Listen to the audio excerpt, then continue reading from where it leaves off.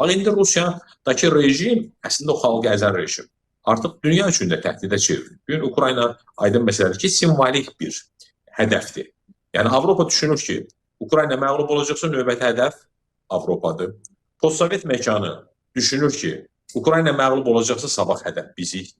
Hətta Asiyanın, belə deyək, Türkistanın, digər ölkələrin belə bu narazıçılığı və əndişəsi var.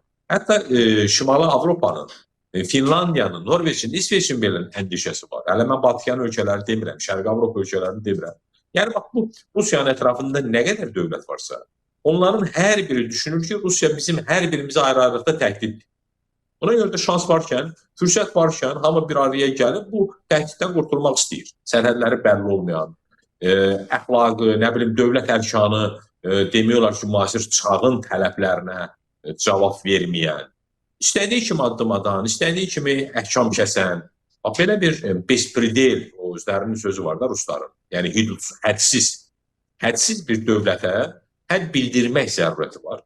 Bununla Ukrayna xalqı mücadilə edir, savaşır, dünya da buna dəstək verir və bugün Rusiyanın başına gələnlər hamısı əslində bu şər imperiyadan qurtulmaq üçün olan mücadilədir, mücadilənin təzahürüdür. Burada fərqli bir şey yoxdur. Və əlbəttə, belə bir şərait Azərbaycanın da mövqeyi fərqli ola bilməz. Ukrayna bugün həm də Azərbaycan üçün savaşır. Ukrayna bugün Güney Qafqaz üçün, Türkistan üçün savaşır. Necə ki, bunu Avropa öz müdafiəsinə yönələn bir addım kimi dəyərləndirir. Necə ki, bugün Avropa ölkələri deyirlər ki, Ukrayna bizim üçün savaşır. Ukrayna bizim əvəzimizdən savaşır. Bugün Ukrayna savaşmasa, sabah biz Rusiya təcavüzü ilə üz-üzə qalacaq. Eyni tezislər postsovet məkanı üçün də, o cümlədən Azərbaycan üçün də keçərlidir. Yəni, mən hələ düşünürəm ki, biz ola bilsin Ukraynanın etdiklərinin müqabilində az edirik. Aydın məsələdir ki, Rusiya təhlükədir, hamı üçün təhlükədir, bizim üçün də təhlükədir. Ola bilsin, hələ biz bu təhlükəni nəzərə alırıq, riskləri nəzərə alırıq, bir qədər sərgəli davranırıq, bir qədər, necə dərlər, o qırmızı xətləri nəzərə alırıq. Amma bütün anlarda biz bir şey bilməliyik ki, postsovet məkanının xilası, müstəmləkə asıllığından qurtuluşu Rusiyanın Ukraynadakı məğlubiyyətindən keçir. Və yaxşıdır ki, bu da baş verir. Biz hər gün Ukraynanın daha ciddi bir performans göstərdiyini görürük. Ukrayna dronları açıq böyük möcüzələr edir. Heç kimin edə bilmədiyini edir. Hətta Amerika kimi, Çin kimi nəhəng dövlətlər belə məncə Rusiya ilə qarşı-qarşıya gəlmək istəməzdilər. Amma Ukrayna dövləti bunu bacardı. Ukrayna xalqı bunu bacardı. Və o balaca dronlar, ona Ruslar Putin milçək deyirlər, milçəklər gəlir, milçək sürüsü gəlir. Amma oponentləri də deyirlər ki, o milçək deyil, onlar qartallar da gəlir. Yəni, bax, bu havadan gələn və hələ kifayət qədər onun qarşısı alınması çətin olan bu texnoloji, bu innovativ, belə deyək də, hərbi nailiyə bugün Ukrayna üçün olduqca böyük bir avantaj saxlayır. Rusiya bu istiqamətdə təbii ki, rəqabət qabiliyyətli deyil və olmayacaq da. Yəni, Rusiyanın artıq indən belə o imkanı, o fürsət olmayacaq ki, Ukrayna dronlarına yaxın nəsə bir şey yarada bilsin. Ona oxşar nəsə bir silah icad edə bilsin. Yəni, bu Ukrayna hücumlarının qarşısını ala bilsin və ala da bilir. Bugün görürük ki, bax, Tataristandan, Başqırdistandan başlamış da Belgoroda qədər, nə bilim, Omskdan Peterburqa qədər, Moskvadan nə bilim, Rostova qədər. Demiyorlar ki, Ukrayna dronları Rusiyanın istənilən ərazisində olduqca vacib hədəfləri tapır, dəqiq müəyyənləşdirir və həmin hədəflərə də çox effektiv, çox sambalı zərbələr vurur. Hətta neftlərimə zavodların eləsi var ki, ikinci, üçüncü dəfə vurur. Ruslar çünki o obyekti yenidən bərpa eləməyə çalışırlar. Bəlkə də nələrsə edirlər, amma Ukrayna dronları onları bir də vurur. Və beləliklə də Rusiyada çox ciddi yanacaq qıtlığı yarada bilib. Yanacaq qıtlığı da Rusiyanın hesab edin ki, bugün artilleriyasıdır, qan damar sistemidir. Məhz deyirəm, o qədər ağıllı, o qədər belə uzaq görən, o bəzən deyirlər, düzdür, bunu avtoritar rejimlər daha çox işlədirlər. Rusiyada zaten deyirlər, Putin müdürükdür, Putin nə bilim, dahidir filandır. Əslində o dahiliyə havasına təsir edir. Bəli, insanlar bugün orada dalaşırlar, savaşırlar. Amma mən əminəm ki, artıq Rus xalqı məşq edir. Bugün onlar bir-birlərini təpikləyirlər, amma heç şübhəsiz ki, birazdan birləşib o rejimi bir yerdə təpikləyəcəklər. Əli bəy, belə bir məqamda Rusiyaya bu qədər zərbələr indirilir.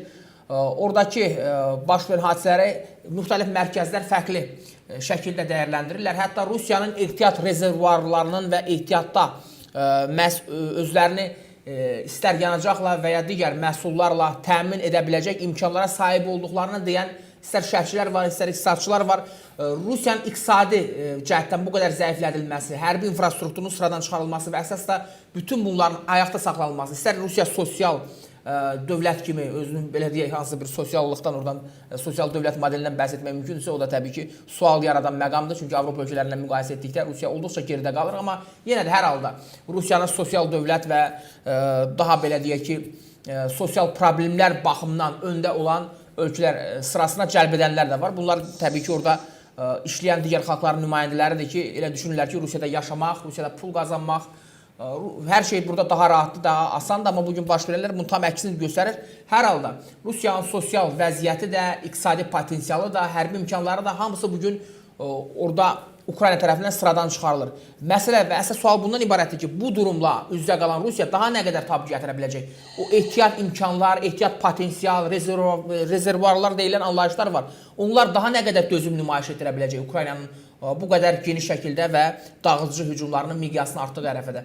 Yəni, Ukrayna daha nə qədər zərbə vurmalıdır və bu hansı perioda qədər davam edə bilər? Rusiyanın dözümü nə qədər olacaq? Siz necə düşünürsünüz bugün baş verənlərə baxdıqda? Heydər bəy, biz gerçək vəziyyəti bilmirik. Kəşfiyyat məlumatlarımız yoxdur. Birbaşa o, belə deyək, etibarlı, dəqiq informasiya əldə eləmə imkanlarımız yoxdur. Amma biz baş verən hadisələri eyni zamanda informasiya məkanında olan məlumatları və s. analiz edərək müəyyən qənaətlərə gəlirik. Yəni, bizim yanaşmamız ola bilər. Kimlərin çox xoşuna gəlməsini siz demiş. Məsələn, Rusiyanın hədəfdə olmasını istəməyən adamlar bəzən bunu birbaşa demirlər. Çünki deyəndə bəlli olur ki, bu adam elə Rusiyanın maraqlarına xidmət edir və təbii ki, bunu gizlətmək üçün adətən deyirlər ki, daxildəki məsələlərdən danışın, ondan danışın, bundan danışın. Amma gerçəklik ondan ibarətdir ki, istənilən televiziya verilişinin mövzusu var. Yəni, biz bugün Rusiyanı müzakirə ediriksə, aydın məsələdir ki, bu barədə danışacağıq. Bunu xoşlamayan, istəməyən adam gedib başqa xoşladığı verilişə baxa bilər. Burada bir problem yoxdur ki. Deməli, bu yanaşma nəyə xidmət edir? Bu mövzunu gözdən salır. Yaxud da Rusiya qarşı olan o ovqatı bir növ qarşısını almaq. Sanki aydın məsələdir. Deməli, burada söhbət artıq o muzlu yanaşmadan gedir, troll, belə deyək, ordusundan gedir söhbət.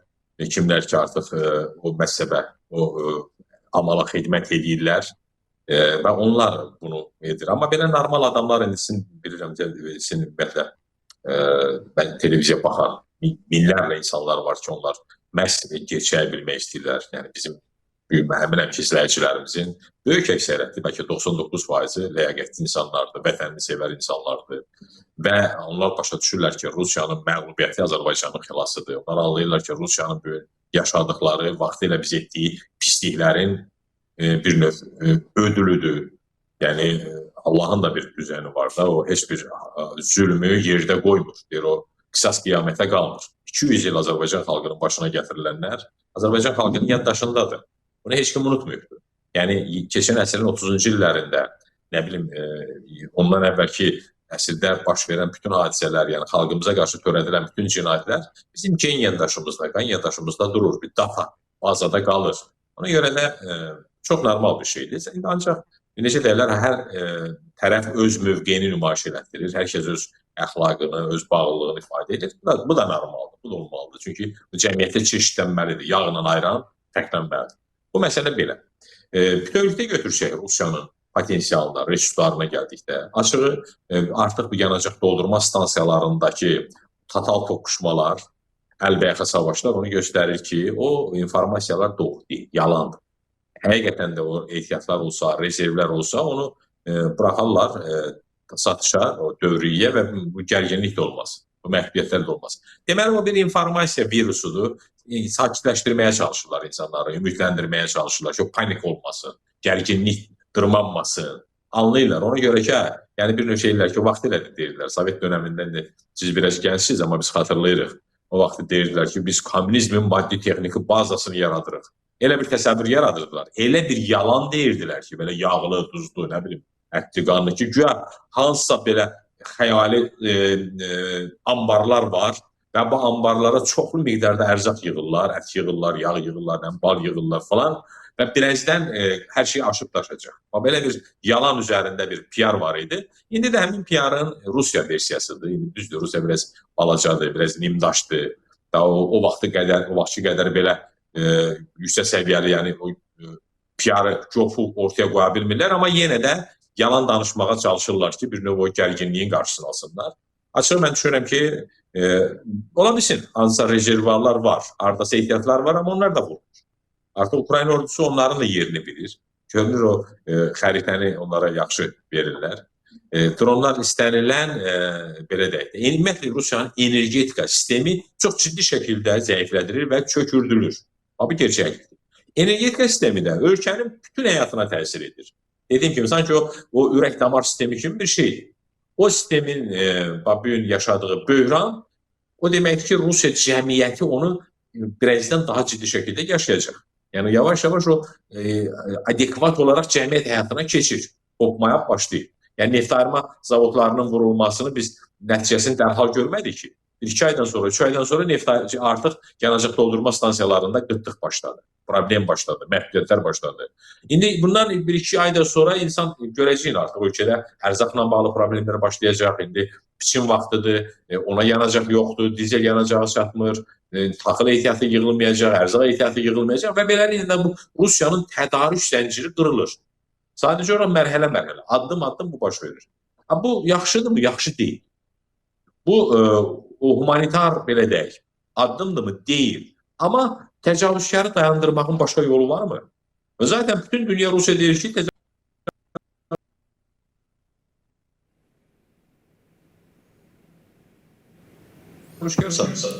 təcavüz, onu iqtisadiyyatdan zəifləsin, onu energetika sistemini zədələsin, nə bilim, onun o bütün o belə deyək də, savaşa dəstək olan nəyi varsa, hamısını sıradan çıxarsın ki, bu savaşa bilməsin.